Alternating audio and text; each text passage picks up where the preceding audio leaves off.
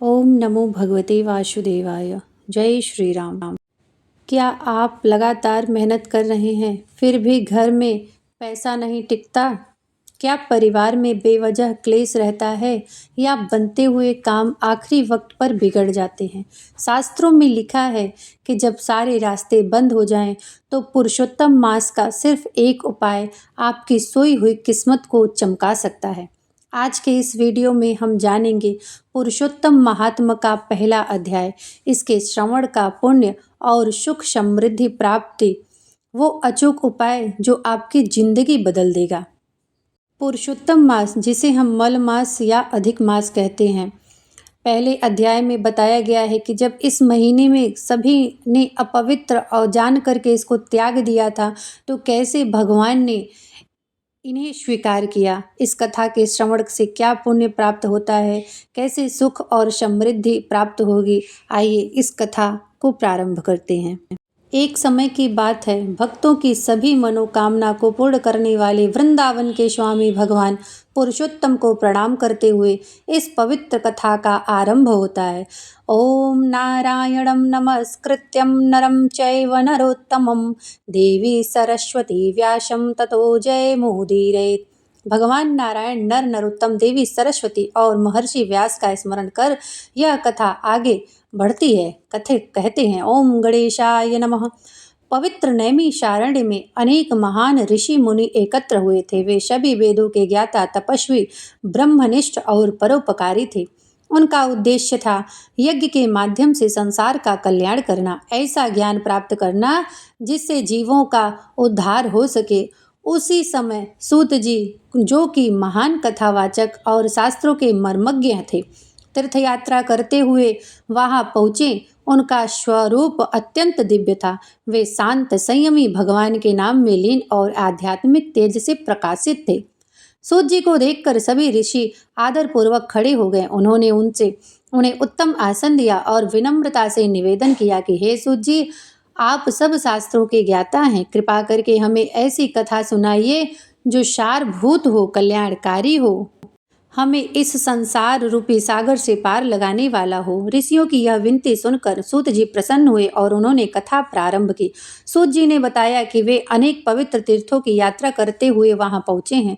उन्होंने पुष्कर, यमुना, गंगा, काशी, गया, त्रिवेणी, गोदावरी, कावेरी, नर्मदा आदि पवित्र नदियों और स्थानों में स्नान किया, तर्पण किया और देवताओं पितरों की पूजा की। इस तीर्थ यात्रा में उनके मन को अधिक पवित्र और शांत बना दिया। यात्रा करते करते वे हस्तिनापुर पहुंचे, जहां उन्होंने सुना कि राजा परीक्षित ने अपना राज्य त्याग दिया है, गंगा तट पर तपस्या कर रहे हैं। यह सुनकर सूत जी भी वहां पहुंचे। गंगा के किनारे का दृश्य अत्यंत अद्भुत था। अनेक सिद्ध योगी और ऋषि वहां एकत्र थे, जो विभिन्न प्रकार के कठोर तपस्याएं कर रहे थे। कोई उपवास कर रहा था, कोई केवल वायु पर निर्भर था, कोई फलाहार करके अपना जीवन यापन कर रहा था। उसी समय वहां एक महान दिव्य घटना घटी। महर्षि व्यास के पुत्र ब्रह्मज्ञानी और महान योगी श्री सुखदेव जी भी वहां पधारे। वे युवा थे, परंतु उनके भीतर अद्भुत वैराग्य और ज्ञान था। उनका स्वरूप अलौकिक था। वे संसार के मोह से पूर्णतः मुक्त और ब्रह्म में लीन थे। उनके आगमन पर सभी ऋषि मुनि सम्मान से खड़े हो गए और उन्हें ऊंचा आसन देकर विराजमान किए। सुखदेव जी भी उस आसन सभा में ऐसे सुशोभित हो रहे थे जैसे आकाश में चंद्रमा तारों से घिरा हुआ चमकता हुआ। सभी मुनि उनके चरणों में बैठकर उनके मुख से ज्ञान और भगवान की कथा सुनने के लिए उत्सुक हो गए हों। यहाँ पर प्रथम अध्याय समाप्त होता है। इस पूरे महीने में रोज शाम को घर के मंदिर और तुलसी जी के पास शुद्ध घी या तिल के तेल का दीपक जरूर जलाएं। यदि संभव हो तो किसी पवित्र नदी या मंदिर में दीपदान करें। यह घर की दरिद्रता को जड़ से मिटा देता है। श्री सूक्त या विष्णु सहस्त्रनाम का पाठ। अगर आप आर्थिक तंगी से जूझ रहे हैं तो रोज कथा सुनने के बाद श्री सूक्त का पाठ करें। उसे ऑडियो रूप में सुन सकते हैं। इससे माता आपके घर में स्थायी लक्ष्मी का वास कराती हैं। पीली वस्तुओं का दान।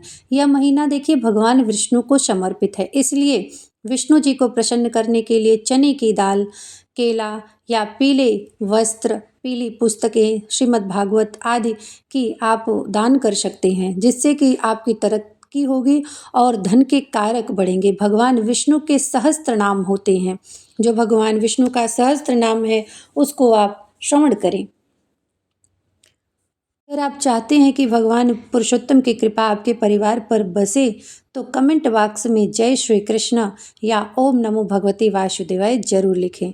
इस ज्ञान और पुण्य को अपने तक सीमित ना रखें। वीडियो को लाइक करें और अपने परिवार व दोस्तों के साथ जरूर शेयर करें। चैनल को सब्सक्राइब करना ना भूलें। इस पूरे महीने में जब आप दीप दान कर रहे हों तो आप ध्यान दें कि इस महीने का भी महात्म वैसे ही होता है जैसे कार्तिक के महीने का होता है। कार्तिक के महीने में भी हम क्या करते हैं कि तुलसी की लकड़ी को घी में लपेट करके, रुई में लपेट करके पुरुषोत्तम भगवान अर्थात विष्णु भगवान के अंशा स्वरूप बृहस्पति भगवान, नारायण भगवान या तुलसी मैया के सन्मुख या सत्यनारायण भगवान या आपके घर में अगर लड्डू गोपाल उपस्थित हैं तो हम उनके सामने यह दीप जरूर जलाते हैं। आपने प्रथम अध्याय की कथा को सुना कि नहीं, कमेंट में जरूर बताएं। मिलते हैं अगले अध्याय में।